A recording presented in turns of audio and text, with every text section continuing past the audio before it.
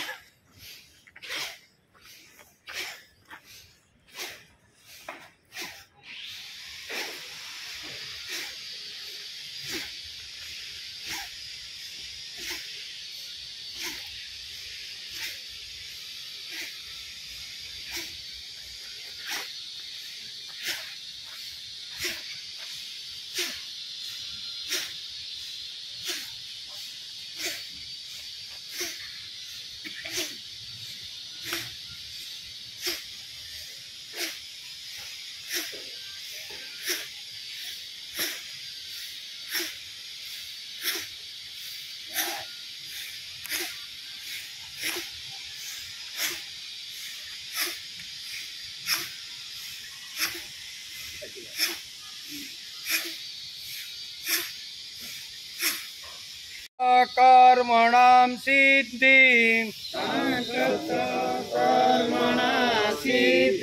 कांक्षत कर्मणां सिद्धि यजन्त इह देवता यजन्ते इह देवता कांक्षत कर्मणां सिद्धि यजन्त इह देवता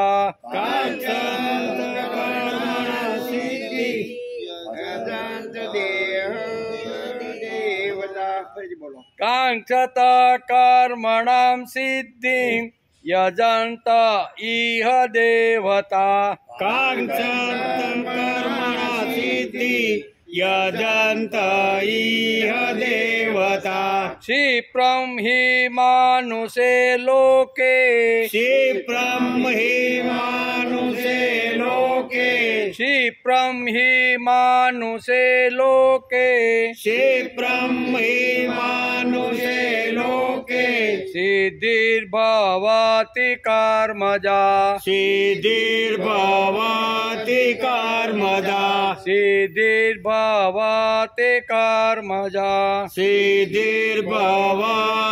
कर्मजा क्षिप्रं हि मानुषे लोके सिद्धिर्भवति कर्मजा क्षिप्रं हि मानुषे लोके सिद्धिर्भवति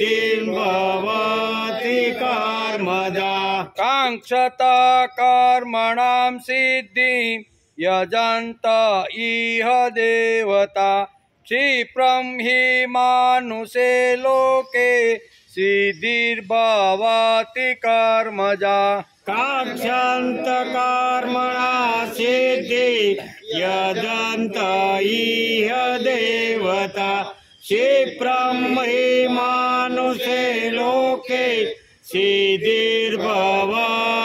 कर्मजा चातुर्वर्ण्यं मया सृष्टं चातुर्वर्ण्यं मया सृष्टं चातुर्वर्ण्यं मया सृष्टं चातुर्वर्ण्यं मया सृष्टं गुणकर्म विभागः विज्ञकर्म विभागस गुणकर्म विभागस गुणकर्म विभागस चातुर्वर्ण्यं मया सृष्टं गुणाकर्मा विभागस चातुर्वर्ण्यं मया सृष्टं गुणकर्म विभागस तस्य कर्तारमपि मां तस्य कर्तारमपि मां तस्य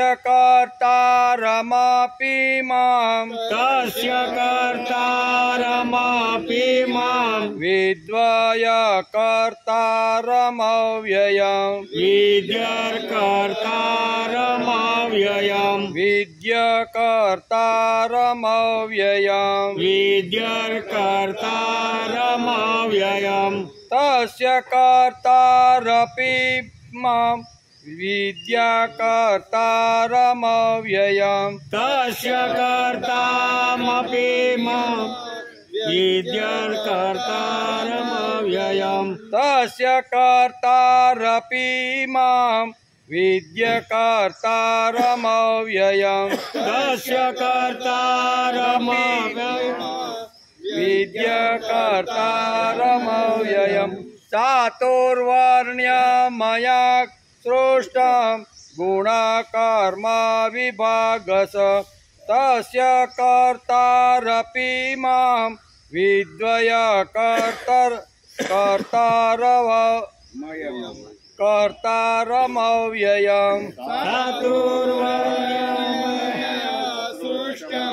गुणकर्म विभागस तस्य कर्तारमयि मां विद्यर्कर्तारमव्ययम् बार ने ते कांक्षत कर्मणा सिद्धि यजन्त इह देवता क्षिप्रं हि मानुषे लोके सिद्धिर्भवति कर्मजा चातुर्वर्ण्यं मया सृष्टं गुणकर्म विभागस तस्य कर्तारमपि मां विद्यर्कर्तारमव्ययम् विद्यकर्तारमव्ययम् हरि ओम् वसुदेवसुतं देवं कंसचारूढमर्दन देवकी परमानन्दं कृष्णं वन्दे जगद्गुरु गुरुर्ब्रह्मा गुरुर्विष्णु गुरुर्देवो महेश्वर गुरुर्साक्षात् परब्रह्म तस्मै श्री गुरुवे नमः नारायणं नमस्कृत्यं नरं चैव नरोत्तमं देवीं सरस्वती व्यासं ततो जयमुदीरये ततो जयमुदीरये।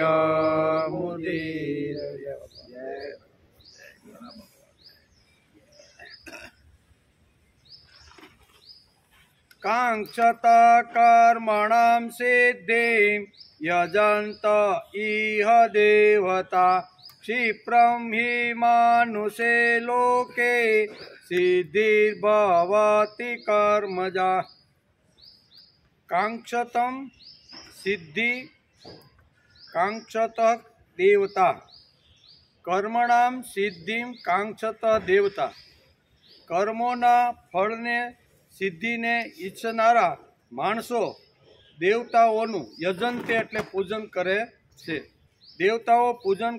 દેવતાઓનું પૂજન કરે છે. ઈહ માનુષે લોકે કેમ કે આ મનુષ્ય લોકમાં કર્મજા એટલે કર્મથી ઉત્પન્ન થનારી સિદ્ધિમ ક્ષિપ્રતિ ભવતી સિદ્ધિ સત્વરે મળી જાય છે. એમ આ શ્લોકનો અર્થ થાય.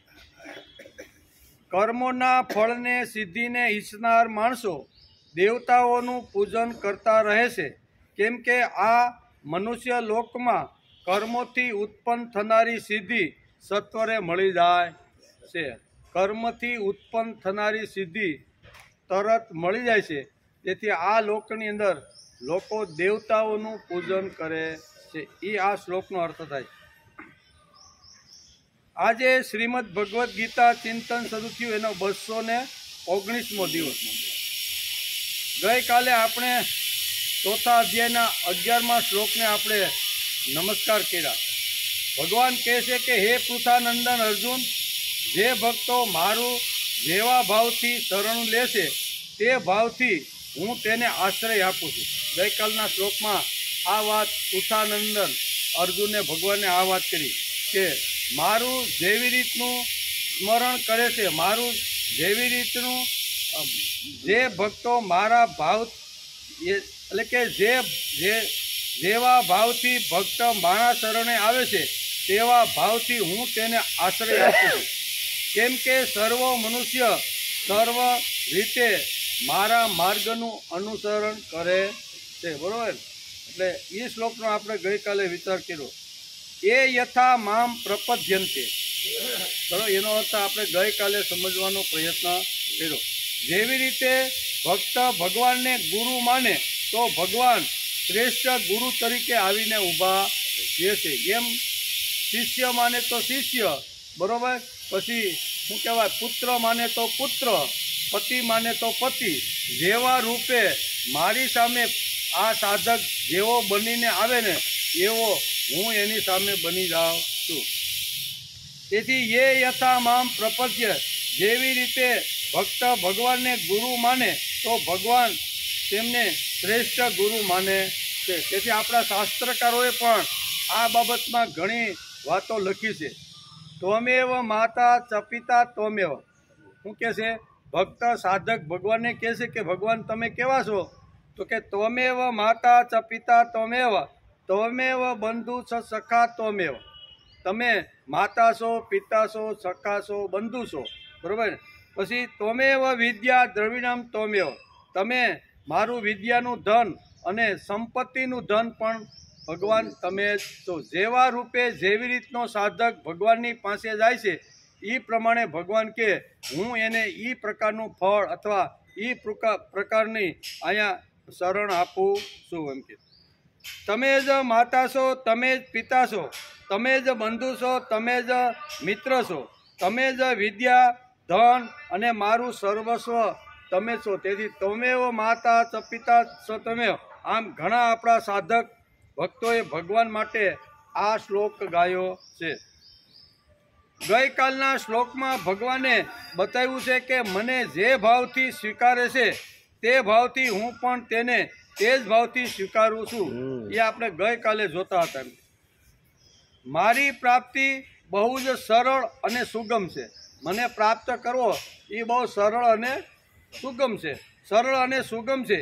એવું હોવા છતાં પણ લોકો ભગવાનનો આશ્રય કેમ લેતા નથી?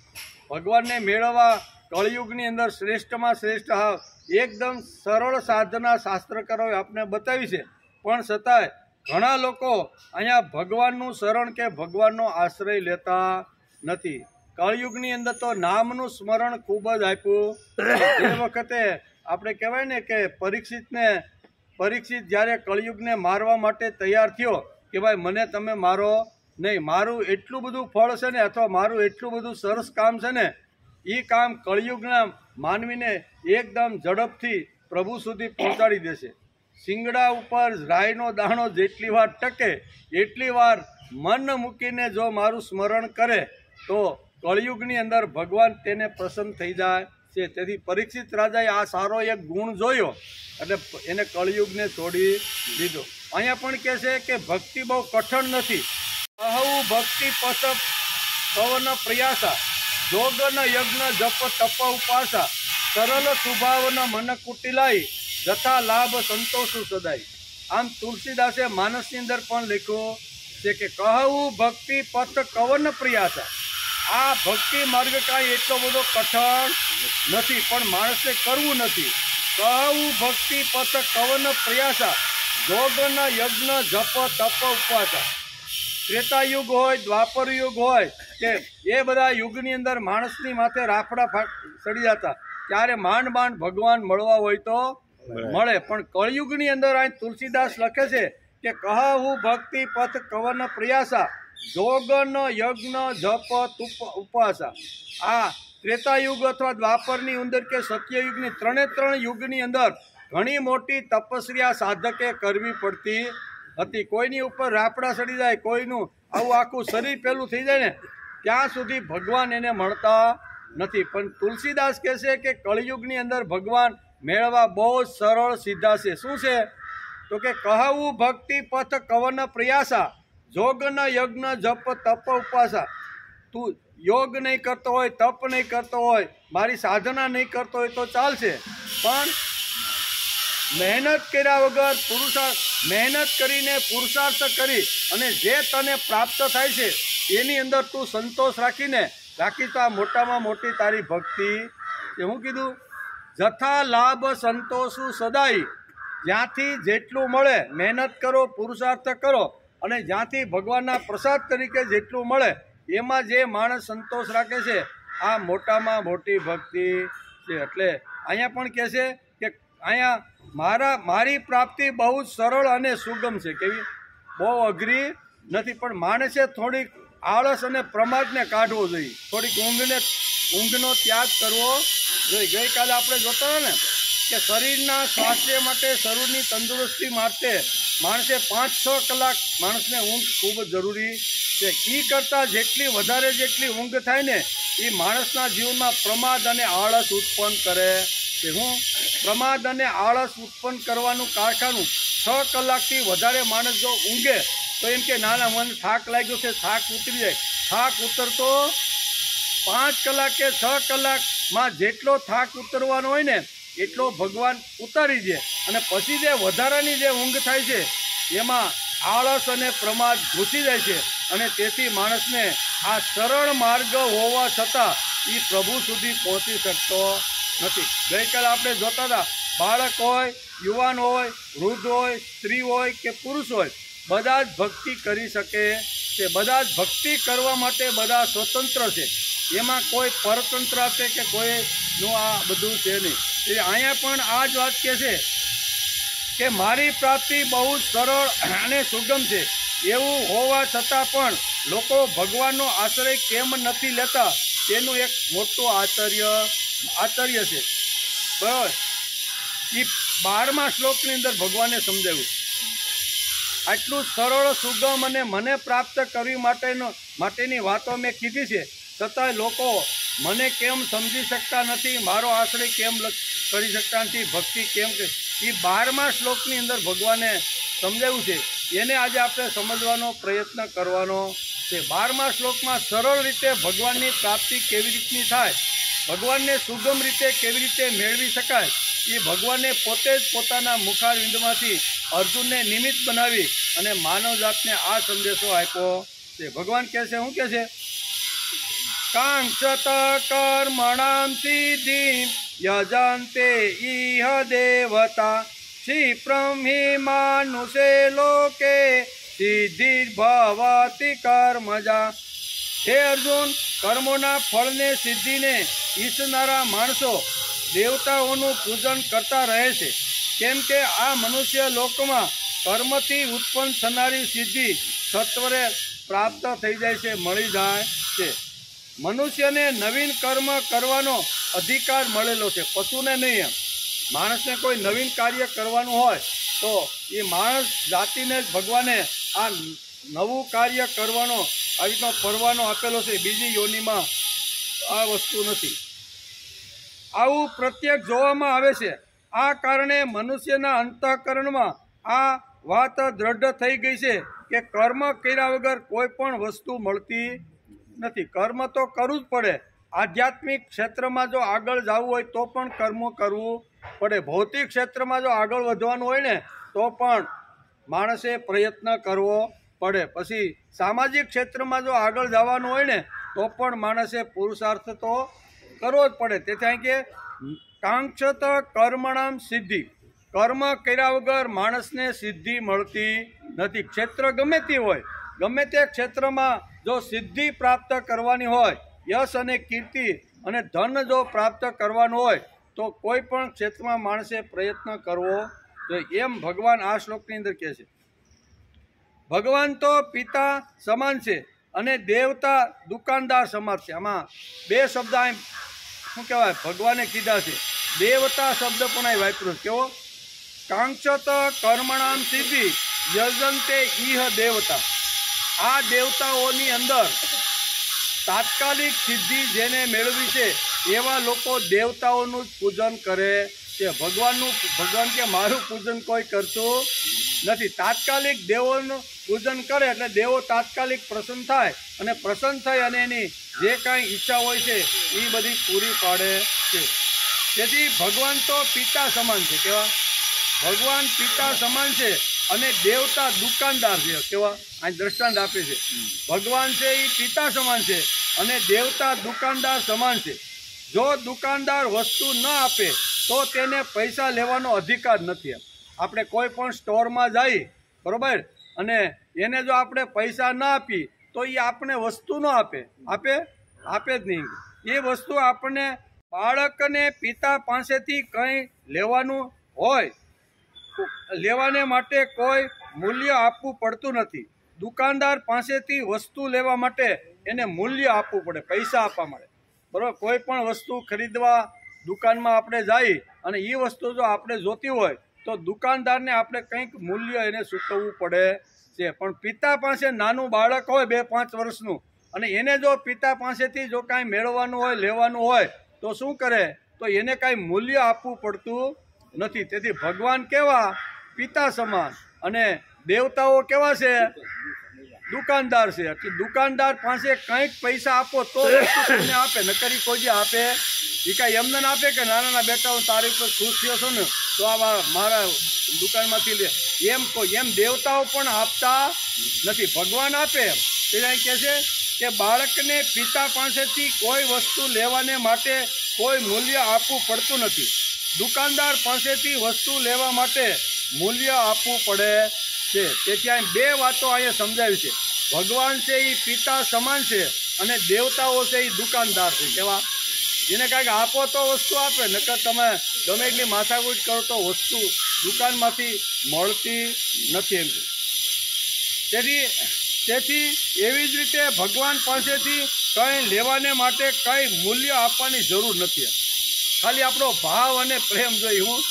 માણસ ભાવ અને પ્રેમ લઈને જો ભગવાનની પાસે જાય તો ભગવાનને કોઈ આમાં ભૌતિક વસ્તુ ભગવાનને જોતવી નથી. ભગવાન કાંઈ એમ કહેતા નથી, દ્વારકાધીશ આપણે એમ કહેતા નથી કે આટલા કિલો તું મને સોનું ચડાવ, આટલો સોનાનો હાર કે હીરાનો હાર તું મને એમ ભગવાન કહેતા નથી. ભગવાન તો ભાવનો ભીતો છે. ભાવથી કોઈ પણ ભક્ત જો ભગવાનને અર્પણ કરે તો ભાવથી હું એનો સ્વીકાર કરું છું. પછી પત્ર હોય, ફૂલ હોય, પાણી હોય કે ફળ હોય, આ ચારમાંથી કોઈ પણ વસ્તુ ભગવાન ભાવથી જો મને અર્પણ કરે તો ભાવથી મારા ભક્તોનો આ વસ્તુઓનો સ્વીકાર કરું છું. આમાં ક્યાં સોનું આવ્યું, ક્યાં ચાંદી આવી, ક્યાં આવા મોટા હીરાની કાંઈ વાત આવી? પત્રમ પુષ્પમ ફલન તોયમ યો મેં ભક્ત્યા પ્રયસતી. ભગવાને તો બહુ સ્પષ્ટ ગીતામાં આ વાત લખી રાખી. પત્રમ પુષ્પમ ફલન તોયમ યો મેં ભક્ત્યા પ્રયસતી.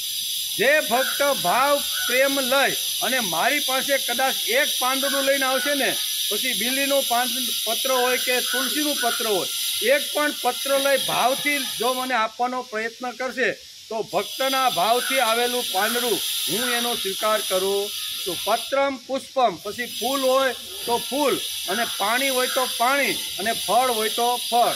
ભગવાને આ 4 વાતો ગીતાની અંદર લખી કે પત્રમ પુષ્પમ ફલન તોયમ યો મેં ભક્ત્યા પ્રયસતી. ભાવથી ભીનો થયેલો મારો ભક્ત મારી પાસે આ 4માંથી કોઈ પણ એક વસ્તુ ભાવથી મારા ચરણે ધરશે તો હું એનો સ્વીકાર કરું. તો આમાં ક્યાંય હોનું ન આવ્યું ભાઈ. નકર ભગવાન કહે ને કે સોનાનો ને હીરાનો ને રત્નનો હાર જડેલો હોય ને એ જ ભક્ત મને પ્રિય છે, બાકી આ લુખા ખાલી તુલસીના પાન ને બીલીના પાન ધરે એ મને પ્રિય, આવું ભગવાને કીધું નહીં. ભગવાન તો અહીંયા ભાવની વાત કરે છે. તેથી પિતા કેવા છે? પિતા અહીં કે ભગવાન આપણા પિતા છે અને દુકાનદાર કેવા છે? એને વસ્તુ આપો તો તમને સામે પાછા પૈસા આપો, મૂલ્ય ચૂકો તો દુકાનદાર આપને વસ્તુ આપે, નકર આપતા. દેવતાઓ કેવા? તો દુકાનદાર. ભગવાન કેવા? તો પિતા જેવા. આટલો આ બે શબ્દો આ શ્લોકની અંદર આપણે અહીંયા ગીતાકાર સમજાવવા માંગે. હળવી ભાષાની અંદર જો સમજવાનું હોય તો આ શ્લોકની અંદર આ વાતો, આટલી વાતો આપણે સમજાવી છે. તેથી આવું પ્રત્યક્ષ જોવામાં આવે છે. આ કારણે મનુષ્યના અંતઃકરણમાં આ વાત દ્રઢ થઈ ગઈ કે કર્મ કર્યા વગર કોઈ પણ વસ્તુ મળતી નથી. એટલે દેવતાઓનું પૂજન આવ્યું. કર્મ કરી કાંઈ મૂલ્ય લઈને જાય તો દુકાનદાર કોઈ વસ્તુ આપે, એવું આ માનવ જાતના મનુષ્યને એક આ દ્રઢ નિર્ણય થઈ ગયો. કેવો? પાકો નિર્ણય. તેથી પાકો નિર્ણય થઈ ગયો છે. તેથી મળતી આમાં દ્રઢપણે મનુષ્ય માને છે ભગવાન તો પિતા સમાન છે અને દેવતા દુકાનદાર સમાન છે. જો દુકાનદાર વસ્તુ ન આપે તો તેને પૈસા લેવાનો કોઈ અધિકાર નથી. મનુષ્ય લોકની અંદર કોઈ પણ સિદ્ધિ જોઈતી હોય તો કર્મ મારફતે જ થાય છે. આ એક સિદ્ધાંત આ શ્લોકની અંદર ભગવાને સમજાવવાનો પ્રયત્ન કર્યો છે. મનુષ્ય લોકની અંદર જો સિદ્ધિ પ્રાપ્ત કરવાની હોય, પછી ભૌતિક હોય, આધ્યાત્મિક હોય, સામાજિક હોય, પછી કૌટુંબિક હોય, કોઈ પણ સિદ્ધિ જો મેળવવાની હોય તો કર્મ કર્યા વગર સિદ્ધિ માણસને મળતી નથી. એ આ શ્લોકની અંદર આપણે સમજાવે છે. મનુષ્યની અંદર કોઈ પણ સિદ્ધિ જોઈતી હોય તો કર્મ મારફતે થાય. આ એક સિદ્ધાંત છે. કૃતિ વગર કોઈ પણ જાતની માણસને સિદ્ધિ મળતી નથી. કૃતિ તો કરવી જ પડે. કર્યા વગર આ જગતમાં કાંઈ મળતું નથી. ભગવાન પોતે જ કહે છે ગીતામાં. પછી તો કૃતિ ભૌતિક હશે, નૈતિક હશે, આધ્યાત્મિક હશે, સાંસ્કૃતિક હશે કે વ્યવહારિક હશે કે ભક્તની કૃતિ હશે, કોઈ ભક્તિની કૃતિ હશે, કોઈ પણ કૃતિ હોય તો એમાં માણસે કર્મ તો કરવું પડે છે. તેથી જ આપણા પૂર્વજોએ નાના નાના છોકરાઓથી માંડીને બધા માટે એક જ સૂત્ર, એક જ વાત આપી આપણા બધાને. આપણા જે પૂર્વજો ખૂબ જ બુદ્ધિશાળી, ડાયા અને ખૂબ જ સંસ્કારયુક્ત હતા. તેથી આપણા જેવા બાળકથી માંડી અને બધાના માટે પૂર્વજોએ બધાને માટે એમ કહ્યું કે સવારના પ્રહારે ઉઠ્યા પછી ભગવાનને તો નમસ્કાર કરો છો, પણ હથેળીનું દર્શન તમારે પ્રથમ કરવું. ભગવાનને તો તમે નમસ્કાર કરો છો, પણ ઉઠતાની સાથે તમારે હથેળીનું દર્શન કરવું જોઈએ. એમ આપણા પૂર્વજોએ આપને સમજાવ્યું અને પૂર્વજોએ સમજાવ્યું એટલે આપણે પણ એ કરતા થયા કે નહીં કે કરાગ્રે વસતે લક્ષ્મી, કરમૂલે સરસ્વતી, કર મધ્યે તું ગોવિંદ, પ્રભાતે કર દર્શન. આપણા પૂર્વજો ખૂબ જ બુદ્ધિમાન, ખૂબ જ ડાયા, ખૂબ જ સંસ્કારી હતા. તેથી કીધું ભગવાનના દર્શન તો ઉઠતા વેત પથારીમાં માણસે કરવું, સવારમાં હથેળીનું પણ દર્શન કરવું જોઈએ. શા માટે? તો કોઈ પણ સિદ્ધિ જો પ્રાપ્ત કરવાની હોય ને તો એ હથેળીમાં 3 વાતો ભગવાને રાખી દીધી છે. વિત્ત મેળવવાનું હોય, વિદ્યા મેળવવાની હોય કે ભગવાન મેળવવાના હોય, 3 વાતો છે. કેટલી? હથેળીની અંદર જબરજસ્ત 3 વાતો આપણા શાસ્ત્રકારોએ મૂકી દીધી કે કોઈ પણ સિદ્ધિ પ્રાપ્ત જો કરવાની હોય ને તો પછી વિદ્યાની સિદ્ધિ હોય, ધનની સિદ્ધિ હોય કે પછી ભગવાન મેળવવાની સિદ્ધિ હોય, 3 સિદ્ધિ જો મેળવવાની હશે તો એ તારા હાથની અંદર મૂકી દીધી છે. એમ આપણા પૂર્વજોએ આપણને કીધું. તેથી સવારે રોજ ભગવાનને તો નમસ્કાર કરવાનો જ, પણ એની સાથે સાથે હથેળીનું દર્શન કરવાનું. શા માટે? તો કે કરાગ્રે વસતે લક્ષ્મી. હાથના આગળના ભાગમાં, એટલે આ ભાગ, હાથના આગળના ભાગમાં લક્ષ્મી, કરમૂલે સરસ્વતી, મૂળ ભાગમાં સરસ્વતી, કર મધ્યે તું ગોવિંદ, મધ્ય ભાગની અંદર ગોવિંદ ભગવાન વસેલા છે. માટે સવારે ઉઠીને રોજ માણસે હથેળીનું દર્શન કરવું. જે કોણે કીધું? આપણા પૂર્વજોએ. શા માટે કીધું? કે મારે સિદ્ધિ મેળવવાની છે. એ સિદ્ધિ મેળવી હોય તો કરાગ્રે વસ્તે લક્ષ્મી કર્યા વગર ચાલશે નહીં. એમાં આપણા શાસ્ત્રકારોએ કીધું તને લક્ષ્મી જોઈએ છે, તારા હાથ ઉપર છે. કેવી લક્ષ્મી? ક્યાં છે? હાથ ઉપર. કરાગ્રે વસ્તે લક્ષ્મી. હાથના આગળના ભાગમાં ભગવાને લક્ષ્મીનું મૂકી દીધી. તારે લક્ષ્મી જોઈએ છે તો એ તારા હાથ ઉપર છે. હાથ ફક્ત ઈ જ જન્મારાનો ન ચાલે, ગયા જન્મારાનો પણ મને હાથ જોઈએ। આ જન્મારાનો નહીં, ગત જન્મારામાંથી જે કાંઈ લઈને આવ્યો છો ને એ પણ હાથની અંદર છે। ગયા જન્મારાનો અને ઈય જન્મારાનો કેવળ તારો હાથ ન ચાલે તો તેની પછવાડે ભગવાનનો હાથ જોઈએ, એને જ કહે છે અદ્રષ્ટ ફળ। કેવું? અદ્રષ્ટ ફળ, આપને દેખાતું નથી। ભગવાન ફળ તો કર્મ કરીએ એટલે ફળ તો આપે જ। અપેક્ષા રાખ્યા વગર કર્મ કર્યું હોય તો એ કર્મ ફળ ભગવાન પોતાની પાસે રાખે છે અને પછી માણસને અદ્રષ્ટ ફળ એ આપે છે। માણસ 30-35 વર્ષ નિયમિત કામ કરે, પછી રિટાયર થાય, પેન્શન મળવા લાગે, આપણને લાગે કે આ મફતનું લે છે। ઘણીવાર આપણે બેંકમાં જઈને તો રિટાયર થયેલા ઘરડાઓ લાકડી હાથમાં લઈ અને પહેલી બીજી તારીખ હોય ને એટલે પેન્શન લેવા માટે એ લાઈનમાં ઊભા હોય છે। એટલે આપણા જેવો યુવાન હોય ને અહીંયા જઈને પૂછે કે આ એક અમારે ઉતાવળ છે ફેક્ટરીમાં જઈને આ વળી લાઈનમાં લાકડીને પાછું લેવું છે મફત, કે હું અમારે તો મહેનત કરીને પૈસા આપીને અથવા જે કાંઈ વ્યવહાર કરવાનો છે બેંક સાથે એ કરવાનો છે, પણ આને તો કાંઈ નહીં, હું વાવતર ઉપર મૂકીને જે 35,000-40,000 જે પેન્શન મળતું હોય એ ખિસ્સામાં નાખીને, અને આ ઘરડો આવી રીતનો શું કરે છે? પણ એ યુવાનને ખબર નથી કે આ અત્યારે ભલે ઘરડો થઈ ગયો પણ જે વખતે એની ભર યુવાની હતી ને અને જે વખતે નોકરીમાં એ લાગ્યો અને 30-35 વર્ષ સુધી 11ના ટકોરે એ ઓફિસની અંદર એની હાજરી થતી હતી અને 6ના ટકોરા સુધી મન મૂકીને એ માણસ કામ કરતો હતો। એટલે મન મૂકીને 30-35 વર્ષ સુધી કામ કર્યું છે અને એનું કાંઈ રિક્રુટમેન્ટ એનું કાંઈ જે હોય ને એ એમાં જમા થયેલું છે। કેવું? આપણને જે વખતે સરકારી નોકરિયાતને પગાર ચૂકવવાનો થાય ને ત્યારે એના પૈસા અમુક 5-7% કપાઈ જાય, એ ભેગું થયેલું જે ભંડોળ હોય છે ને એને આપણી ભાષામાં પેન્શન કહી છે। હકીકતે એનો જ પગાર છે પણ પગારમાંથી કાપીને સરકાર એને પાછા પૈસા આપે છે। પણ આપણને ખબર, યુવાનને ખબર નથી કે 30-35 વર્ષ સુધી એને જબરજસ્ત કામ કર્યું છે એટલે આ મફતનું લેતો નથી, પણ એનો પુરુષાર્થ છે, એનો પરસેવો છે।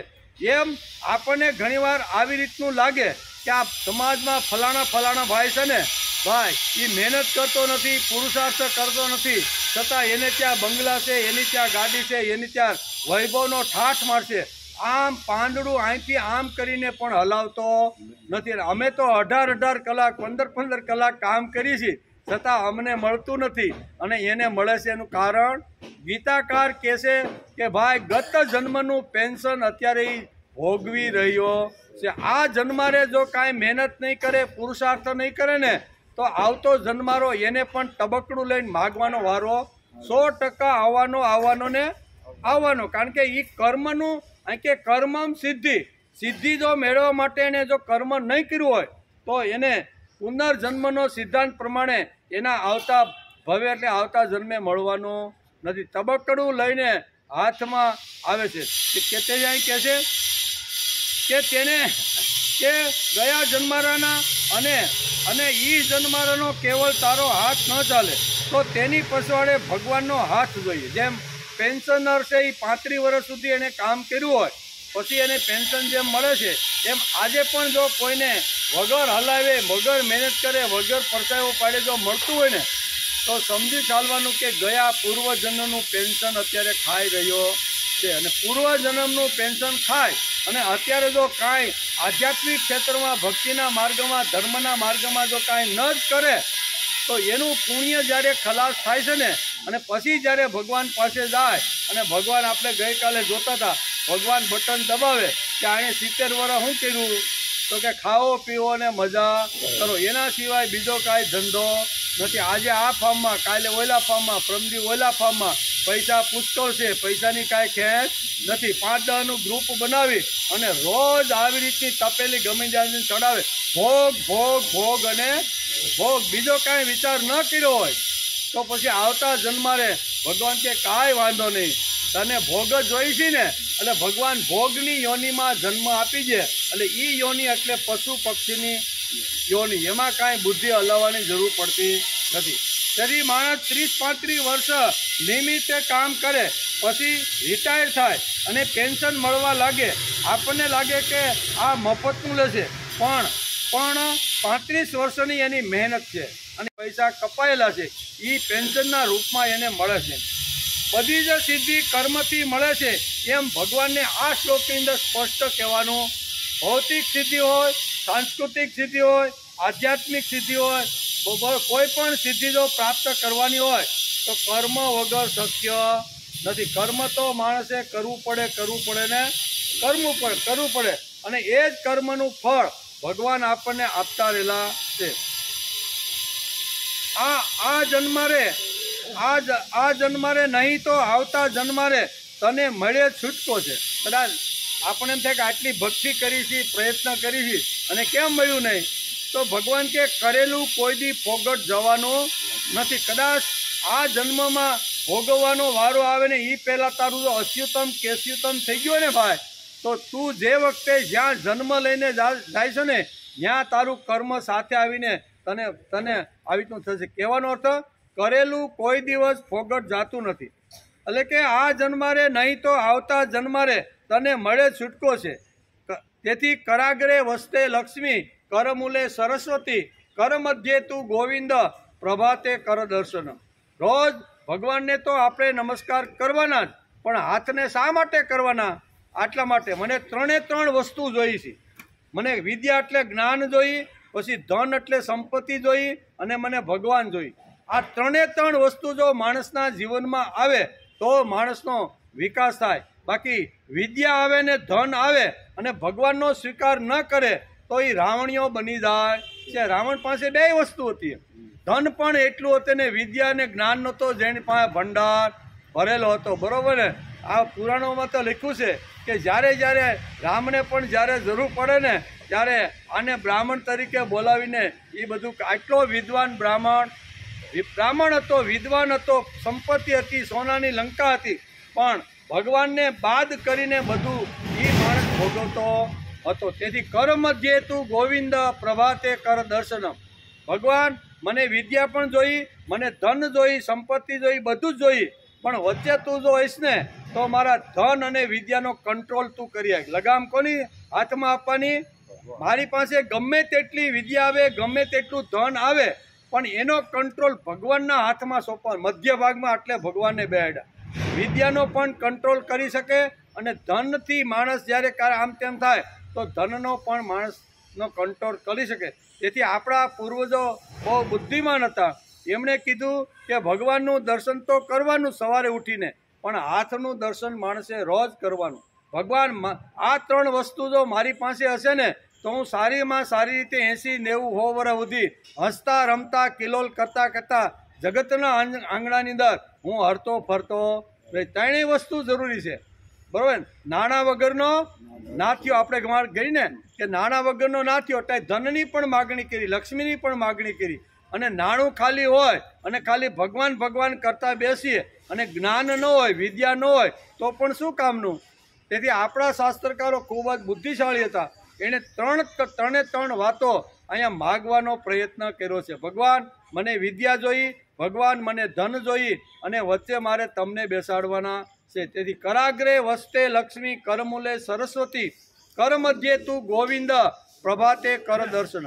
આ બધી વાતો આપણા પૂર્વજોએ હજારો વર્ષ પહેલાં કીધેલી, પણ અમુક કાળ ગયો એટલે આ બધી વાતો ભૂલાઈ ગઈ. જગતની અંદર કોઈ મહાપુરુષ પાછા આ જગતમાં આવે અને ફરીથી આપણને યાદ કરાવે કે આપણા પૂર્વજો આપણને આવું કહીને ગયા છે. એમ કરીને પાંડુરંગ શાસ્ત્રી જેવા કોઈ મહાપુરુષ આ જગતમાં આવે અને એ આપણે આ ત્રિકાળ સંધ્યાના માધ્યમથી ફરીથી આ આપણા પૂર્વજોએ કીધેલી જે વાતો છે ને એ વાતો પાછી આપણે સમજાવવાનો પ્રયત્ન કરે. દાદા કાંઈ નવો સંપ્રદાય કે નવો ધર્મ ઊભો કરવા માગતા નથી. જે છે હજારો વર્ષ પહેલાં ઋષિઓએ જે ગાયેલી વાતો છે ને એ જ વાત મારે વાગોળવાની છે, એ જ મારે કહેવાની છે.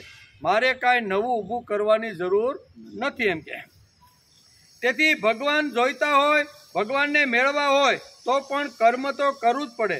મારો ભગવાન ઉપર પ્રેમ છે એમ ફક્ત બોલીને ન ચાલે, કૃતિમાં આવવો જોઈએ. આપણું ભાવગીતેથી ગાયું ને, કૃતિ કરું ભાઈ કૃતિ કરું, પ્રભુ પ્રેમ પામવા કૃતિ કરું. જગના સીમાડાઓ ગાજે, પાંડુરંગના બુલંદ નાદે, હું પણ નાનો નાદ કરું. કૃતિ કરું ભાઈ કૃતિ કરું, પ્રભુ પ્રેમ પામવા ખાલી બોલવાથી ન હાલે. ભગવાન સૌનું કરો કલ્યાણ એમ મંજીરા લઈને હાથમાં મંદિરમાં બેસી જાય અને હજારો વર્ષો સુધી ગાયે રાખી વારા ફરતી તો પણ ભગવાન કાંઈ એવો આવતો નથી. પણ એની સાથે ભગવાન ઉપરનો પ્રેમ, ભગવાન માટેની કૃતિ, ભગવાને જે કાંઈ કીધી છે પ્રેમ અને કૃતિ બંને જો હોય ને તો ભગવાન પાછા રીઝે એમ કે. તેથી ભગવાન જોઈતા હોય, ભગવાન મેળવવાના હોય તો પણ કર્મ કરવું જોઈએ. મારો ભગવાન ઉપર પ્રેમ છે એમ ફક્ત બોલીને ન હાલે. દયાળુ પ્રભુ સૌનું કરો કલ્યાણ એટલું બોલવાથી હાલે નહીં. એને ખબર હશે આપણે કાંઈ શિખામણ આપવાની જરૂર, આપણે ભગવાનને પણ શિખામણ આપી. હું ભગવાન હવે પધારો ને આ કળિયુગ આવ્યો છે, આમ છે તેમ છે. ભગવાન કે ભાઈ મને બધી જ ખબર છે, ક્યારે આવું, કેમ આવું, હું કામ આવું, એ બધી મને, કારણ કે ભગવાને 7મા 8મા શ્લોકમાં કહી જ દીધું. એમાં કાંઈ આપણે ભગવાનને સલાહ આપવાની જરૂર નથી, પણ ઘણા આપતા હોય છે.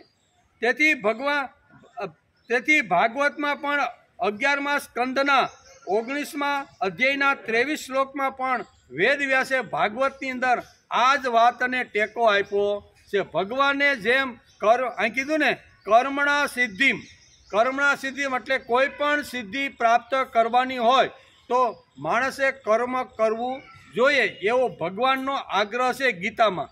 એવી રીતે ભાગવતની અંદર 11 સ્કંદની અંદર અહીંયા ભગવાન વેદવ્યાસ લખે 11 સ્કંદની અંદર 19મા અધ્યાયના 23મા શ્લોકમાં વેદવ્યાસ પણ આ જ વાત આપને સમજાવે છે.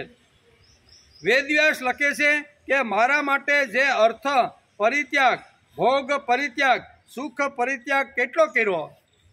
બરાબર, ભગવાન માટેનું ભગવાનનું વર્ણન કરતા વેદવ્યાસ લખે છે કે ભગવાન માટે આપણે કેટલો ત્યાગ કર્યો. આપણા શું કહે છે, અર્થનો ત્યાગ કર્યો, ભગવાન મેળવવા માટે, ભક્તિ કરવા માટે, થોડોક સંસ્કારો લઈ આવવા માટે મને ભગવાને જે વિત્ત આપ્યું હતું એ વિત્તમાંથી મારા વિત્તને ઘસવાનો પ્રયત્ન કર્યો. જો ન જ કરતા હોય તો ભગવાન કે આ વાત મને મંજૂર નથી. અર્થ પરિત્યાગ, ભોગ પરિત્યાગ, સુખ પરિત્યાગ કેટલો કર્યો એમ જ ભગવાન આપણને પૂછવાના છે. તેથી ઘણા બધા લોકોને આ કરવા માટે ઘણી બધી અગવડ પડતી હોય તો પાસ હોતી કઢાવી લે ઘણાય, બરાબર ને, કે ભાઈ આપણે 5-6 મહિનાનો પાસ અને 6 મહિનાના પાસની અંદર આપણે બસમાં ગમે તેટલું અપડાઉન કરવું હોય તો વાંધો. એ કોનો ત્યાગ કર્યો, કોના માટે કર્યો? ભક્તિ માટે, ભગવાન માટે. એણે 500-700 રૂપિયા ખિસ્સામાંથી ખર્ચી અને 6 મહિના માટે એણે આ વસ્તુ ઊભી કરી જ નહીં. એ શું બતાવે છે? ભગવાન માટેનો ત્યાગ. અને ભગવાન અહીં કહે છે ને કે અર્થ પરિત્યાગ, ભોગ પરિત્યાગ, સુખ પરિત્યાગ કેટલો કર્યો એ જ ભગવાન આપને પૂછવાના છે. વેદવ્યાસ લખે છે કે તે ત્યાગ જેટલા લોકો કરતા હશે તેટલો મારા ઉપર પ્રેમ વધારે છે એમ હું માનીશ.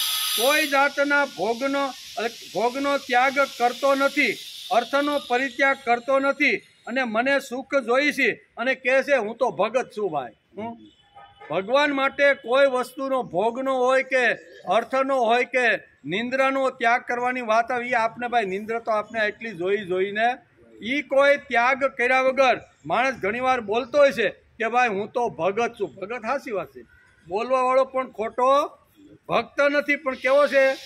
ભગત છે એમ છે. આવા ભગતને શાસ્ત્રીય દ્રષ્ટિથી કોઈ કિંમત નથી.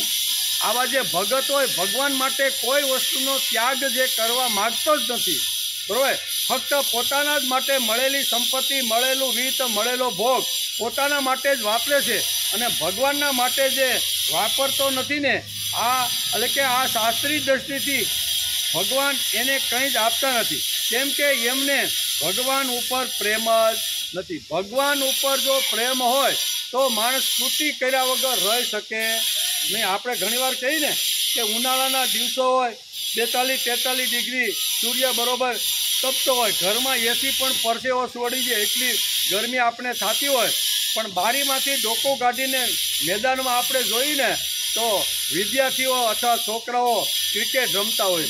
આપણને એમ થાય 42 ડિગ્રીની અંદર અહીં હું એસીમાં બેઠો છું પણ છતાંય આ પરસેવો છે તો આ તો ખુલ્લા મેદાનની અંદર સીધો ડાયરેક્ટ સૂર્યનો પ્રકાશ એના શરીર ઉપર પડે છે ત્યારે એને શું થતું? એને કાંઈ થાય નહીં. કારણ કે ગમતી વસ્તુ ઉપર જો ગમતી વસ્તુ લઈને હાથમાં જો માણસ કામ કરવા લાગે ને તો એને પરસેવો કે સૂર્યનો પ્રકાશ કે ઠંડી ગરમી કાંઈ લાગે ને.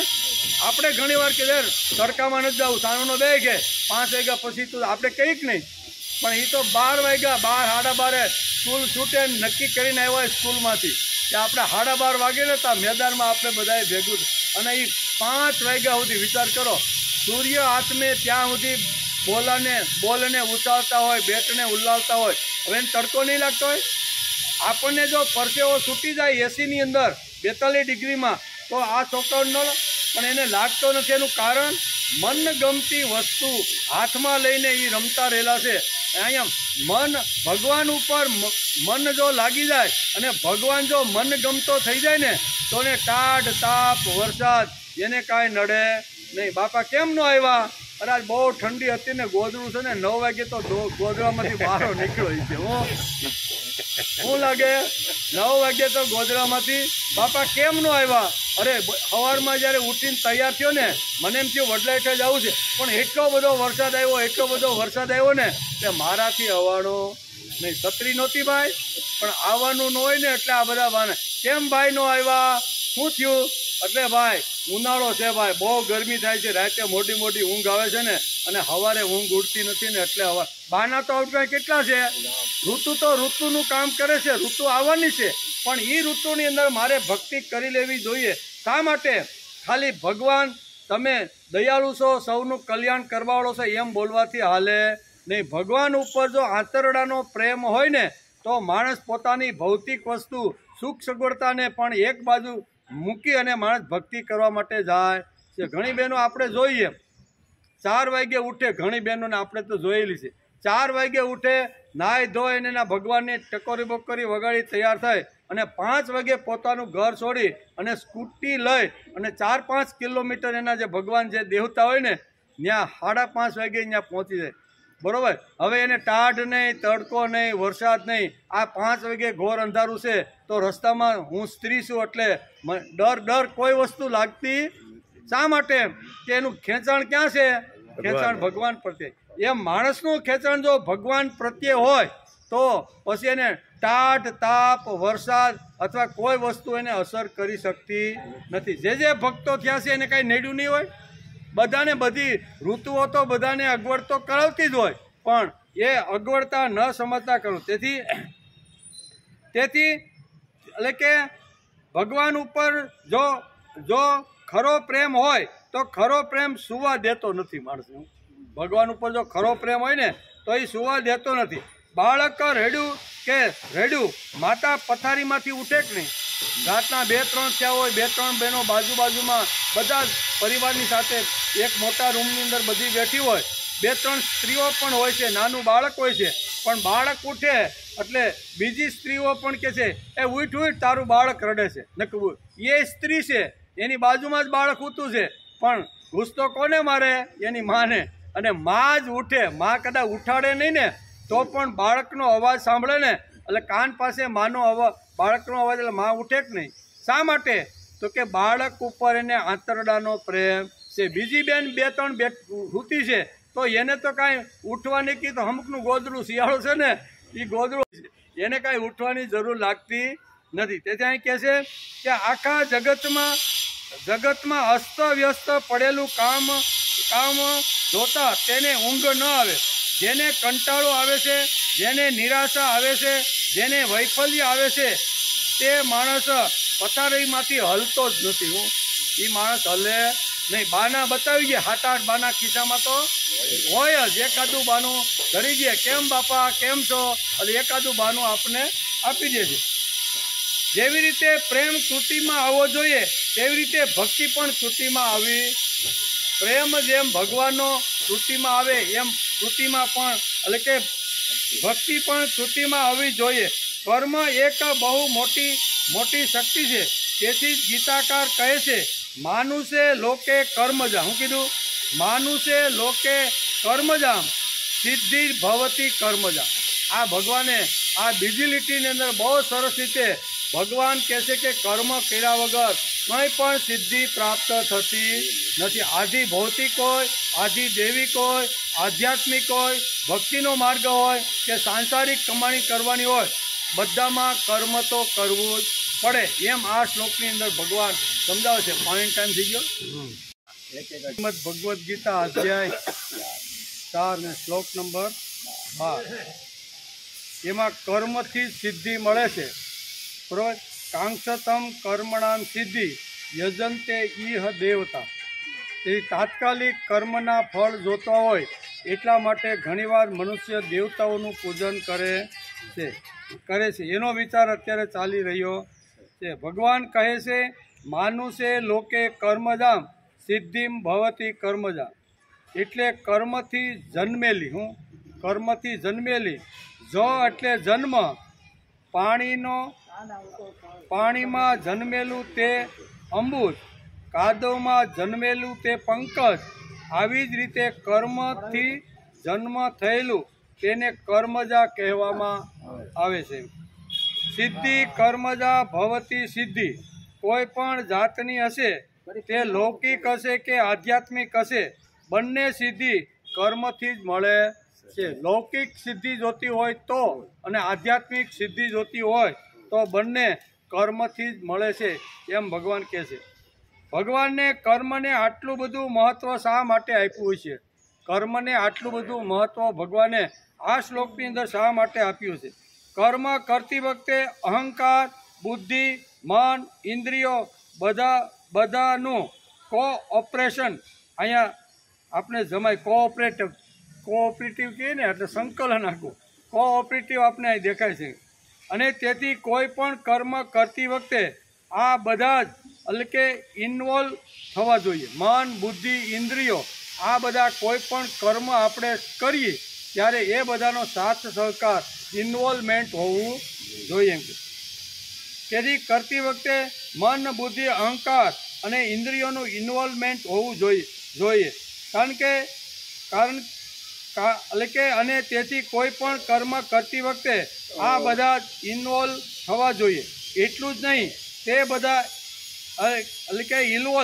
વિકાસશીલ થવા જોઈએ. તેથી ભગવાને કર્મને બહુ મહત્વ આપ્યું. મન, બુદ્ધિ, ઇન્દ્રિયો બરાબર એ બધી જ કર્મની અંદર સંલગ્ન થવી જોઈએ. અને એ બધી કેવી થવી જોઈએ તો કે વિકાસશીલ. મનનો વિકાસ થવો જોઈએ, બુદ્ધિનો વિકાસ થવો જોઈએ, ઇન્દ્રિયનો વિકાસ થવો જોઈએ. તેથી એને આ કર્મનું મહત્વ સમજાયું છે. તેથી જ ભગવાન ગીતાના 4 અધ્યાયના 12મા શ્લોકમાં કહે છે કે કર્મજામ સિદ્ધિ ભવતી. આ ભગવાનની વ્યવસ્થા છે. કેવી? ભગવાને કરેલી વ્યવસ્થા છે.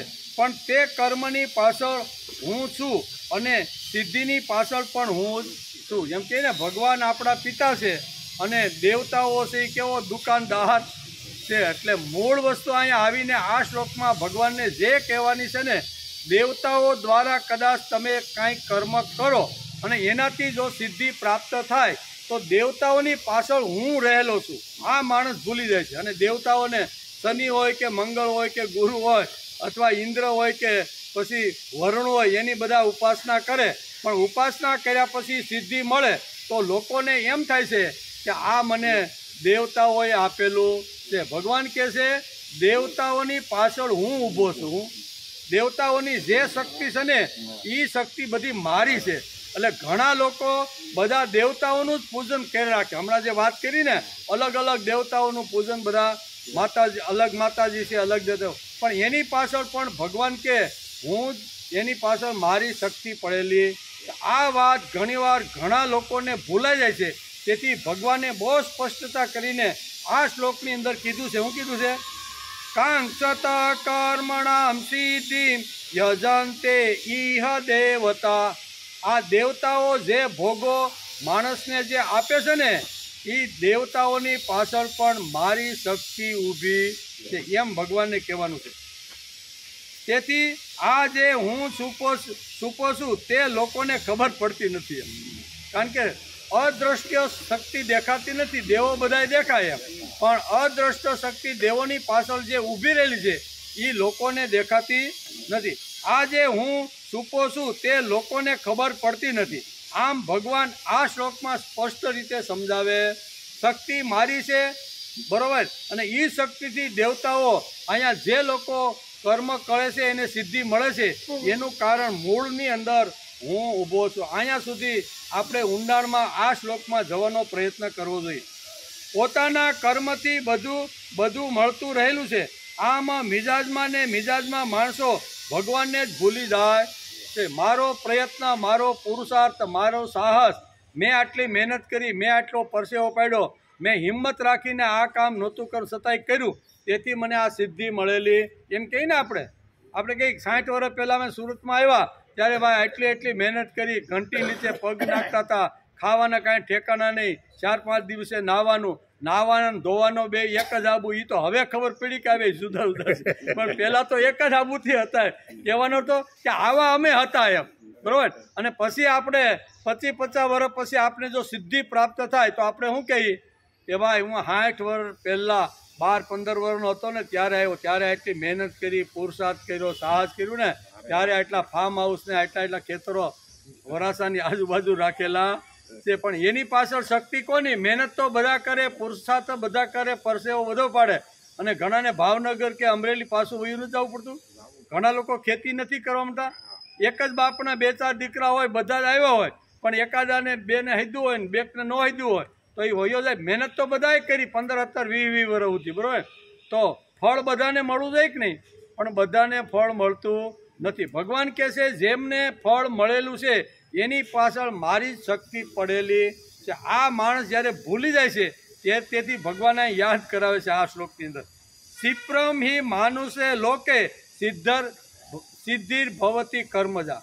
કર્મથી સિદ્ધિ મળે છે એ વાત બરોબર છે. તેથી ઘણા લોકો દેવતાઓને પૂજે છે. શનિ મહારાજ હોય કે ઘણા મહારાજ કે ને તમને શનિ નડે છે એટલે શનિ માજે આટલા જાપ કરી નાખો તો એટલું કરી નાખો. પછી કે કોઈને કે મંગળ નડે, કોઈને કે બુધ નડે, કોઈને કે ઇન્દ્ર નડે છે, કોઈને કે વરુણ નડે છે. આ બધા દેવતાઓનું ઘણીવાર સમાજની અંદર લોકો આવી રીતનું બોલતા હોય છે. પણ એ જ્યારે કર્મ કરીને એ સિદ્ધિ દેવતાઓ પાસે જ્યારે મેળવે છે ને ત્યારે બધાને લાગે છે પણ દેવતાઓની પાછળ ભગવાન કે શક્તિ મારી છે. આટલું આ શ્લોકમાં આપણે જો સમજી જાવું ને તો પછી કાંઈ વાંધો આવશે નહીં. એમ કે કર્મથી જ બધું મળે છે આ સિદ્ધાંત છે. કર્મથી મળતું હશે તો પણ કર્મની પાછળ ભગવાન ઊભા છે, ભગવાનની કૃપા છે. આ માણસે ભૂલવું જોઈએ. મને કોઈ પ્રકારની સિદ્ધિ જો મળતી હશે ને તો મારી પાસે ભગવાન ઊભા છે.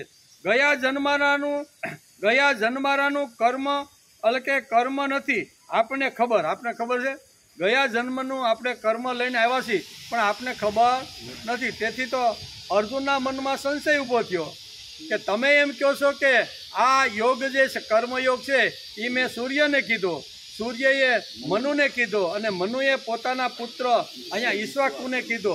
એટલે મારી બુદ્ધિમાં ઉતરતું નથી. તમે ને હું તો બે હમણાંના છો, 2-5 વર્ષનો કદાચ આપણા બેનો ફરક હોય. અને તમે તો સૂર્ય તો 1000 વર્ષનો છે. 1000 વર્ષ પહેલાં આકાશની અંદર જગમગ એને તમે ક્યાં કહેવા ગયા? અને એને ઓળી મનુને કીધું ને આ ઓળી પરંપરા કહીને ખોટો મને અવળે રસ્તે ચડાવતા હોય એવું લાગે. ત્યારે ભગવાનને કહેવું પડ્યું કે ભાઈ તારા અને મારા અનેક જન્મો થઈ ચૂક્યા છે. મારા જન્મોની અંદર મેં શું કર્યું, કેવી રીતનું કર્યું, શા માટે કર્યું ને એ બધું મને યાદ છે, પણ તને આમાંથી કોઈ વસ્તુ યાદ નથી. એટલે આપણું કર્મ ગયા જન્મનું હોય એ ભગવાન એની ઉપર પડદો રાખી દે છે. ઘણીવાર ન માગતા, ન બોલાવતા, ન કરતા ઘણી બધી સંપત્તિ, વૈભવ, વિદ્યા બધું મળે, બરાબર. પણ એનું કારણ શું છે? ગત જન્મનું કામ કરતાં ઘણીવાર એ ભોગવવાનું રહી જાય અને માણસનું મૃત્યુ થાય તો સારું કર્મ તો એની જોડે જવાનું છે જ. એટલે ભગવાન આપને આ વાત સમજાવે છે.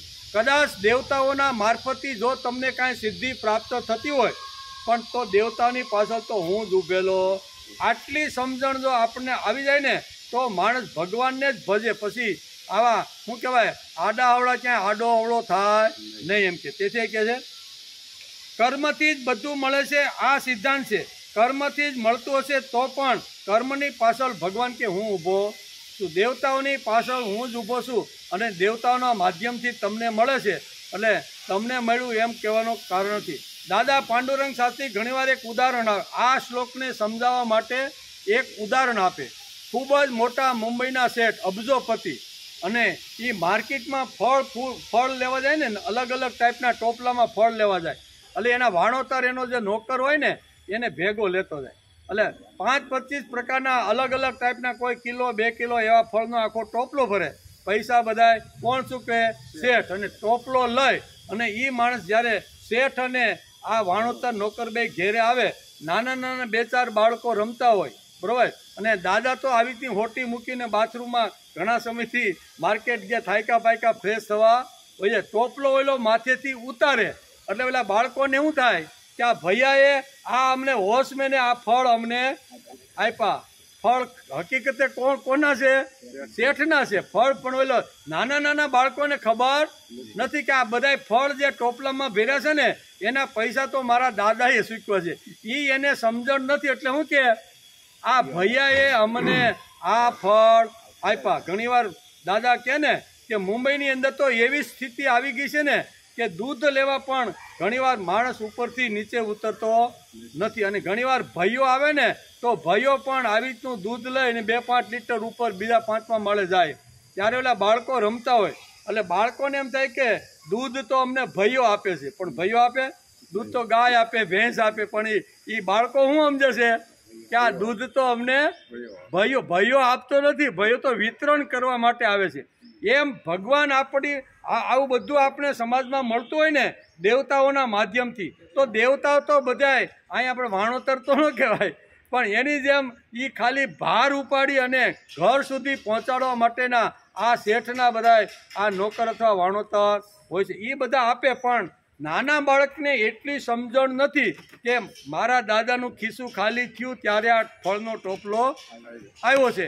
એટલે કહેવાનો અર્થ કે દેવોને ઘણા બધા લોકો પૂજન કરે છે ને દેવોના પૂજનથી ઘણીવાર લોકોને સિદ્ધિ આંકે છે ને કે યજંતે ઇહ દેવતા. આ લોકોની અંદર દેવતાઓને ઘણા પૂજન કરે છે અને દેવતાઓ એને ફળ આપે છે.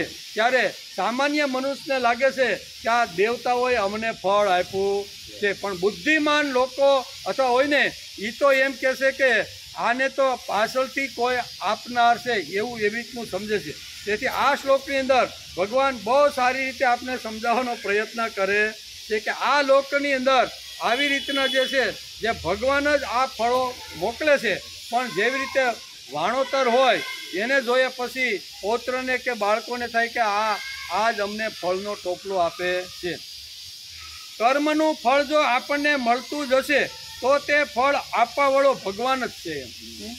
બાળકોને ફળના શું કહે ટોપલામાંથી જો ફળ મળતા હશે ને તો એ આપનાર તો મારો દાદો જ છે એવી સમજણ એને પાકી થઈ જવી જોઈએ. કારણ કે ખિસ્સું કોનું ખાલી થયું? દાદાનું. ઓલો તો ખાલી નોકર રાખ્યો હોય એટલે એને તો ટોપલા જ બધા ઉપાડવાનો. તેથી કર્મનું ફળ જો આપણને મળતું જ હશે તો તે ફળ આપવાવાળો ભગવાન જ છે. આ ભૂમિકા ચાલી જાય તેથી દેવવાદી લોકો ઘણીવાર બની જાય. આ ભૂમિકા ચાલી જાય. મને જે સુખ આપે, દુઃખ આપે, યશ આપે, અપયશ આપે, હાનિ થાય, લાભ થાય, એ આપવાવાળો ભગવાન જ છે. સુખ આપવાવાળો પણ ભગવાન છે અને દુઃખ આપવાવાળો પણ ભગવાન છે. મારા કર્મનું જે કાંઈ ભાથું તૈયાર થયું છે ગયા જન્મનું એ ભગવાન પોટલું મારી સામે છોડીને મને આપતો રહેલો છે. તેથી ભગવાન તરફ ન જોતા શનિ, મંગળ, ગુરુ વગેરે ગ્રહો તરફ ઘણીવાર માણસ જોવે છે.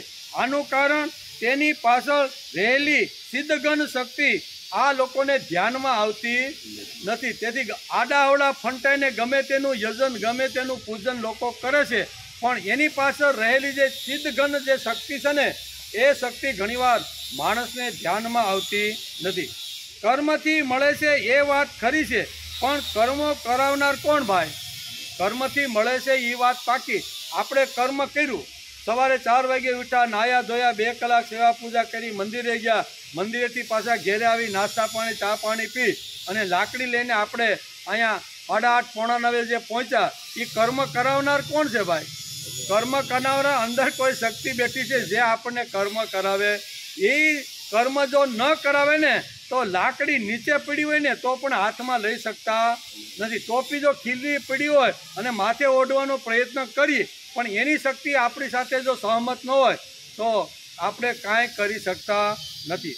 તેથી કર્મ મળે છે એ વાત ખરી છે, પણ કર્મ કરાવનાર કોણ? આ સમજ માણસને પાકી થઈ જવી.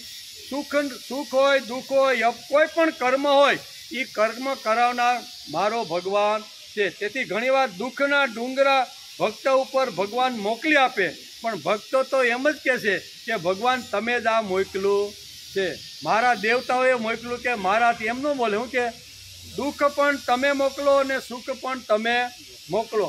યુવાન વયની અંદર જેની પત્ની આ જગત છોડીને ચાલી ગઈ તો નરસિંહ મહેતાને દુઃખ લાગ્યું નહીં. તમારી હતી, તમે જેટલા વર્ષ સુધી મારી સાથે રાખવાના વર્ષ સુધી મારી સાથે રહી, આ તમારી સંપત્તિ હતી, તમારી જ વસ્તુ હતી, એ તમે લઈ લીધી, એટલે નરસિંહ મહેતાને દુઃખ થાય ને. આપણે તો 80 વર્ષ જો ડોહીમાં વૈયા ગયા હોય ને તો કેમ બાપા વડલા એટલે મોગ્યું મોઢું કહીને બેઠા હોય 2 મહિના સુધી. કેટલા 2 મહિના સુધી હોગ્યું. આપણને આવું બધું લાગે કે નહીં લાગે? નરસિંહ મહેતાને એવું લાગ્યું નહીં. નરસિંહ મહેતા કે જેની સંપત્તિ હતી, જેણે મને આપ્યું હતું ને, એ લઈ ગયો. સુખે ભજશું, આ તાકાત છે. બોલ, શું કે છે? ભલું થયું ભાંગી જંજાળ, સુખે ભજશું શ્રી ગોવા. કોણ કે? અહીંયા સુધી માણસે પહોંચવાનું છે. વચ્ચે દેવતા નહીં, કર્મ નહીં, આપણું સાહસ નહીં, આપણી મહેનત નહીં, આપણું પુરુષાર્થ નહીં, એ તો છે જ, પણ એની પાછળ કોઈ શક્તિ છે. એ શક્તિને માણસે ભૂલવી નહીં જોઈએ, એમ આ શ્લોકની અંદર બહુ સ્પષ્ટ રીતે કહે છે. તેથી ઘણીવાર હવે આવું કાંઈ થાય ને તો ધ્યાન રાખજો.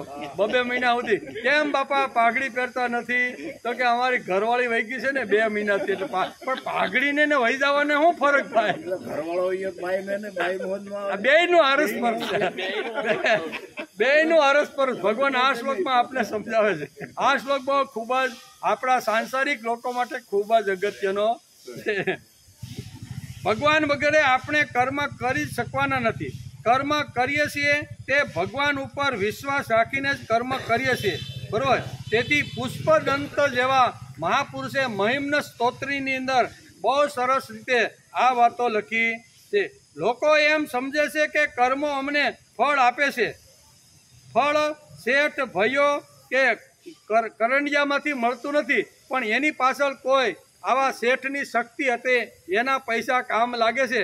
ભયો તો ખાલી વ્યવસ્થા કરો. માથે વજન હતો 20 કિલોના ફળનો, એટલે ટોપલો લઈને એ ઘરે આવ્યો છે ભાઈ. શેઠ ભલે અંદર બધું ફ્રેશ થવા ગયા, પણ ફળ જે પડેલા છે એની કિંમત તો કોણે ચૂકી છે ભાઈ? એને શેઠે ચૂકી છે. ભૈયાની પછવાડે શેઠ છે અને ફ્રૂટનો ટોપલો આવ્યો છે. ભૈયાના ખભા ઉપરથી શેઠ પાછળ આ સમજવાની અક્કલ નાદાન બાળકને હોતી. બાળકોને તે એમ જ થાય છે કે ભૈયાએ અમને ફળ આપ્યા. નાદાન બાળકને આ સમજણ પડતી નથી. આપણે પણ વિચાર કરી લેવાનો કે આપણે હવે નાદાન થવાનું નથી. મને જે કાંઈ સુખ દુઃખ જે કાંઈ મળતા રહેલા છે ને, એ ભગવાન તરફથી તને ભગવાન મોકલતા રહેલા છે. એવી રીતે કર્મની પછવાડે ભગવાન છે. તેથી ભગવાન તરફથી આ બધા ફળો મળ્યા. આ સમજવાની અક્કલ નાદાન બાળકમાં મનુષ્યમાં હોતી નથી. આટલી ઇન્ટેલેક્ચ્યુઅલ હાઇટ અક્કલ મંદ નાદાન મનુષ્યોમાં હોતી નથી. બરાબર આવી સ્થિતિ અધ્યાત્મમાં આપણી બધાની થઈ ગઈ છે. અધ્યાત્મમાં જ્યાં જો ત્યાં કોણે આપ્યું? મહારાજે. કોણે આપ્યું? આ સ્થિતિઓ લઈને બેઠા ને એને મારી ઉપર હાથ મૂક્યો ને એટલે મને ફળ. ઘણીવાર આવી રીતની સિદ્ધિઓ જ્યારે મળતી હોય ત્યારે બીજાને આપણે યશ આપતા હોઈએ સહી, પણ એની પાછળ કોઈ શક્તિ હશે તો એ ભગવાનની શક્તિ છે. આપણે દેવ, શનિ, મંગળ તેનાથી ઉપર જતા જ નથી, અહીંથી અટકી જાય છે. આનાથી ઉપર જવાનો માણસે પ્રયત્ન કરવો જોઈએ. જતા જ નથી અને ભગવાન સુધી પહોંચતા જ નથી. જ્યારે ઋષિઓએ પ્રત્યેક ફળ જ્યારે એમને મળેલું છે ત્યારે મને ભગવાનની પાસેથી આ ફળ મળેલું છે. સંતોને જે વખતે ફળ સગવડ અગવડનું જ્યારે મળે છે ને ત્યારે સંતો પણ કહે છે કે અમને આ ભગવાન તરફથી મળતું રહેલું છે. આ શ્લોકની અંદર આપણે દેવતાઓથી ઉઠીને ઉપર દેવતાઓની પાછળ જે શક્તિ પડેલી છે ને એ શક્તિને જોવાનો, સમજવાનો અને એ જ એના દ્વારા નિમિત્ત બનાવી દેવતાઓને નિમિત્ત બનાવીને મારી સુધી મોકલતા રહેલા છે. પણ આપણને તો એમ જ થાય છે કે આ ભૈયાએ અમને ફળ આપ્યા છે. તેથી ભગવાન પાસે એટલે કે જવાબમાં ભગવાન પાસે જવામાં 2 અગવડો છે. એક કર્મ અને બીજું આ કર્મની પરિપૂર્તિ કરતા રહેલા દેવતાઓ ફળ આપે છે. આ આપણી સમજણ થઈ ગઈ છે. એના કરતાં આપણે થોડાક આગળ જઈ અને મને જે કાંઈ ફાયદો નુકસાન જે કાંઈ સિદ્ધિઓ પ્રાપ્ત થાય છે ને એ મને ભગવાન તરફથી થતી રહેલી છે. એમ કે ઇન્દ્ર, ચંદ્ર, વરુણ, શનિ, મંગળ, ગુરુ આ બધા દેવતાઓ આપણને ફળ આપે છે, પણ આ દેવતાઓ કોઈના છે. એમ કોઈને લીધે આ દેવતાઓ ઉત્પન્ન થયા છે. દેવતાઓ એમને ઉત્પન્ન થયા, કોઈના લીધે દેવતાઓ ઉત્પન્ન થયા છે. આ કલ્પના નાદાન મનુષ્યને ને લોકોને હોતી નથી. મને ફટકા કોણ મારે છે? પોલીસની શું તાકાત છે કે પોલીસ મને ફટકા મારે? ઘણીવાર દાદા પણ આ શ્લોકને સમજાવતા એક હળવા દ્રષ્ટાંત આપીને સમજાવે છે કે આપણે કંઈ ભૂલ કરી હોય, ગુનો કર્યો હોય અને આપણે હાથ કડી નાખી અને પોલીસ થાણામાં લઈ જાય અને પછી આપણા મોઢામાંથી ઓકાવવા માટે અહીંયા પોલીસ ફટકા મારે કે નહીં? ફટકા મારે. જેમ કે ભાઈ બોલ, તું કાલ ચોરી કરવા ગયો તો એમાં તારો હાથ છે કે નહીં? આમ કરીને 2 લપડાક મારે. ઓલો ન માનો તો 2-3 દંડા અને ફટકા મારે કે નહીં? પણ આ જે ફટકા મારે છે એ પોલીસના ફટકા નથી. કોના ફટકા છે? એ પોલીસને કોઈએ અહીં આવે છે ને કે અહીંયા મને ફટકા કોણ મારે છે? પોલીસની શું તાકાત છે કે ફટકા મને મારી શકે? સચિવાલયમાંથી શાસન મને ફટકા મારે છે એમ આપને લાગતું નથી, પણ પોલીસ આપને મારે છે એમ લાગે. પણ આ ફટકા કોણ મારે છે? સચિવાલયમાં જે કાયદાનું બંધારણ જે ઘડાનું છે એની અંદર એક કલમ છે કે જે ગુનો કરે, ચોરી કરે ને એને ફટકા મારીને પણ એને ઓકાવવાનો પ્રયત્ન કરવો જોઈએ. તેથી પોલીસોને આવી રીતની અમુક જે છૂટછાટ કોણ આપે છે? સચિવાલયમાં જે પુસ્તક એક પીડ્યું છે એમાં કાયદાઓ લખેલા છે. એ કાયદાઓ જેને અહીંયા પોલીસ થાણામાં ફટકા મારે છે. પોલીસની શું તાકાત છે કે માણસને ફટકા મારે? પણ ઉપર લખેલું છે બધું કે આવા કર્મ કર્યા હોય એને મનાવવા માટે જો જરૂર પડે તો તમારે ફટકાનો ઉપયોગ કરવાનો. તો ફટકા કોણ મારે છે ભાઈ? પોલીસ મારતો નથી. સચિવાલયમાં જે બંધારણ ઘણાનું કાયદાનું એ કાયદા પ્રમાણે પોલીસ પોતાની ફરજ બજાવીને આ બધી વાતો કરે છે. તેથી કે ફટકા કોણ મારે છે? પોલીસની શું તાકાત છે કે મને ફટકા મારે? સચિવાલયમાંથી શાસન મને ફટકા મારે છે એમ આપને લાગતું નથી, પણ પોલીસ મારે છે આપણે એમ જ લાગે છે. એમ દેવતાઓ પાસેથી મળે છે એમ જ આપણને લાગે છે. સચિવાલયમાં એક જે ગ્રંથરાજ ટેબલ ઉપર જે પડ્યો છે જેમાં ઇન્ડિયન કાઉન્સિલ એટલે કે ઇન્ડિયાની અંદર રીતિ નીતિ નિયમો જે કાયદાઓ છે ને એ બુકની અંદર ગ્રંથની અંદર લખેલા છે. અને એ ગ્રંથના કાયદાના આધારે જ પોલીસ કસ્ટડીમાં અહીંયા ગુનેગારને પોતાનું ગુનો કબૂલ કરવા માટે ફટકા મારે છે. નકર એ કલમમાં એમ ન લખ્યું હોય તો પોલીસની શું તાકાત છે કે પોલીસ આપણે હાથ અડાડી શકે? પણ એમાં લખ્યું જ છે ગુનો કર્યો હોય, ચોરી કરી હોય, ખૂન કર્યું હોય અને કાંઈ ન કરવાના ધંધા જો કર્યા હોય તો એને મોઢામાંથી સત્ય વસ્તુ કઢાવવા માટે ફટકા તો મારવા જ પડે છે. એટલે કે સચિવાલયમાં એક ગ્રંથરાજ પડ્યો છે જેને ઇન્ડિયન પિનલ કોડ કહે છે. શું કે કાયદાકીય જે ગ્રંથ છે ને એને ઇન્ડિયન પિનલ કોડ કહે છે. આમાં ફટકા મારનાર કોણ? દેવો એટલે કર્મના ફળો આપવાને માટે ઊભી કરેલી સિદ્ધ ઘન શક્તિઓ એટલે જ દેવતાઓ. ભગવાને ઊભી કરેલી સિદ્ધ ઘન શક્તિઓ એટલે આ બધા દેવતા વરુણ છે, ઇન્દ્ર છે, બધા કેવા છે? એ ભગવાને ઊભી કરેલી આ વ્યવસ્થાઓ છે. જેમ સચિવાલયની અંદર પુસ્તકની અંદર જે વ્યવસ્થાઓ ઊભી કરી અને કોઈને પોલીસની અંદર કે આવા નવા નોકરીઓ આપે છે એ શું છે? એ આખી વ્યવસ્થા ઊભી કરેલી છે. એમ ભગવાને આ બધી વ્યવસ્થા ઊભી કરી છે. કોના દ્વારા? જેમ નોકરી કરતા હોય ઓફિસમાં ને જેમ એ કાયદાનું પાલન કરે છે એમ પોલીસ પણ આવી રીતના આવા ઉપરથી લખાયેલા જે પિનલ કોડની અંદર જે કાયદાઓ છે એનું પાલન કરીને કરતા રહેલા છે. તેથી આમ ફટકા મારનાર કોણ? તો કે દેવો એટલે કર્મોના ફળ આપવાને માટે ઊભી કરેલી એક સિદ્ધ ઘન શક્તિ. દેવોનું પૂજન કરી, અર્ચન કરી, વંદન કરી, એનો યજ્ઞ કરી એટલે ભગવાને એ વ્યવસ્થા કરી છે એ લોકો માટે કે આવું જે લોકો કરે ને એને તમારે કર્મના ફળ તમારે આપવા ના. પણ વચ્ચે અહીં કહે છે કે દેવતાઓને લાવવાના. કહેવાનો અર્થ કે સિદ્ધિ કર્મથી મળે છે, આ પહેલો સિદ્ધાંત, અને સિદ્ધિ દેવતાઓના યજનથી મળે છે, આ બીજો સિદ્ધાંત. આ શ્લોકની અંદર ભગવાને આપણે બે સિદ્ધાંતો સમજાવવાનો પ્રયત્ન કર્યો છે. બંને સિદ્ધાંતોને આજે આપણી બુદ્ધિ અનુસાર આપણે સમજવાનો પ્રયત્ન કર્યો. આ સાધારણ માણસે સ્વીકારવું જોઈએ. તેથી કર્મકાંડમાં માણસ આવી રીતનો ગૂંથાઈ ગયો છે કે તેની પછવાડે રહેલી જે ચિદઘન જે શક્તિ છે તે ચિદઘન શક્તિ તરફ માણસનું ધ્યાન જાતું નથી, અને અમને કહે છે કે અમારા સાહસથી મળ્યું, અમારા કર્મથી મળ્યું, અમારી બુદ્ધિથી મળ્યું, અમે આટલી મહેનત કરી એટલે મળ્યું, અમે પરસેવો પાડ્યો.